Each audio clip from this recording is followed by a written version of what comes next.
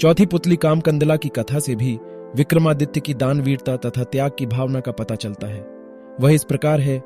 एक दिन राजा विक्रमादित्य दरबार को संबोधित कर रहे थे, तभी किसी ने सूचना दी कि एक ब्राह्मण उनसे मिलना चाहता है।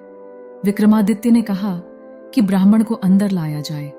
जब ब्राह्मण उनसे मिला तो विक्रम ने उसके आने का प्रयोजन पूछा। ब्राह्मण ने कहा कि वह किसी दान की इच्छा से नहीं आया है, बल्कि उन्हें कुछ बतलाने आया है। उसने बतलाया कि मानसरोवर में सूर्योदय होते ही एक खंभा प्रकट होता है, जो सूर्य का प्रकाश ज्यों-ज्यों फैलता है ऊपर उठता चला जाता है, और जब सूर्य की गर्मी अपनी पराकाष्ठा पर होती है तो सूर्य को स्पर्श करता है। ज्यों-ज्यों सूर्य की गर्मी घटती है, छोटा होता जाता है तथा सूर्यास्त होते ही जल में विलीन हो जाता है। विक्रम के मन में जिज्ञासा हुई कि ब्राह्मण का इससे अभिप्राय क्या है।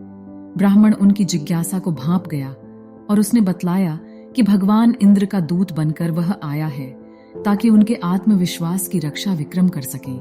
उसने कहा कि सूर्य देवता को घमंड है कि समुद्र देवता को छोड़कर पूरे ब्रह्मांड में कोई भी उनकी गर्मी को सहन नहीं कर सकता।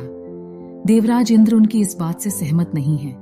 उनका मानना है कि उनकी अनुकंपा प्राप्त मृत्युलोक का एक राजा सूर्य की गर्मी की परवाह न करके उनके निकट जा सकता है। वह राजा आप हैं। राजा विक्रमादित्य को अब सारी बात समझ में आ गई। उन्होंने सोच लिया कि प्राणोत्सर्ग करके भी सूर्य भगवान को समीप से जाकर नमस्कार करेंगे तथा देवराज के आत्मविश्वास की रक्षा करेंगे।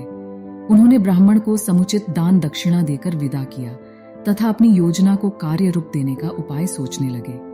उन्हें इस बात की खुशी थी कि देवतागण भी उन्हें योग्य समझते हैं। भोर होने पर दूसरे दिन वे अपना राज्य छोड़कर चल पड़े। एकांत में उन्होंने मां काली द्वारा प्रदत्त दोनों बेतालों का स्मरण किया। दोनों बेताल तत्क्षण उपस्थित हो गए। विक्रम को उन्होंने बताया कि उन्हें उस खंभे के बारे में सब कुछ पता है। दोनों बेताल उन्हें मानसरोवर के तट पर लाए। रात उन्होंने हरियाली से भरी जगह पर काटी और भोर होते ही उस जगह पर नजर टिका दी जहां से खंभा प्रकट होता। सूर्य की किरणों ने ज्यों ही मानसरोवर के जल को छुआ कि एक खंभा प्रकट हुआ। विक्रम तुरंत तैरकर उस खंभे तक पहुंचे। खंभे पर ज्यों ही विक्रम चढ़े, जल में हलचल हुई और लहरें उठकर विक्रम के पांव छूने लगी। ज्यों-ज्यों सूर्य की गर्मी बढ़ी, खंभा बढ़ता रहा। दोपहर आते आते खंभा सूर्य के बिल्कुल करीब आ गया। तब तक विक्रम का शरीर जलकर बिल्कुल राख हो गया था। सूर्य भगवान ने जब खंभे पर एक मानव को जला हुआ पाया तो उन्हें समझते देर नहीं लगी कि विक्रम को छोड़कर कोई दूसरा नहीं होगा। उन्होंने भगवान इंद्र के दावे को बिल्कुल सच पाया। उन्होंने अमृत की बूंदों से विक्रम को जीवित किया तथा अपने स्वर्ण कुंडल उतारकर उन्हें भेंट कर दिए। उन कुंडलों की विशेषता थी कि कोई भी इच्छित वस्तु वे कभी भी प्रदान कर देते। सूर्य देव ने अपना रथ अस्ताचल की दिशा में बढ़ाया तो खंभा घटने लगा। सूर्यास्त होते ही खंभा पूरी तरह घट गया और विक्रम जल पर तैरने लगे। तैरकर सरोवर के किनारे आए और दोनों बेतालों का स्मरण किया।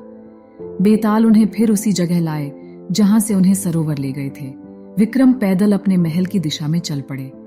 कुछ ही दूर पर एक ब्राह्मण मिला जिसने उनसे वे कुंडल मांग लिए। विक्रम ने बेहिचक उसे दोनों कुंडल दे दिए।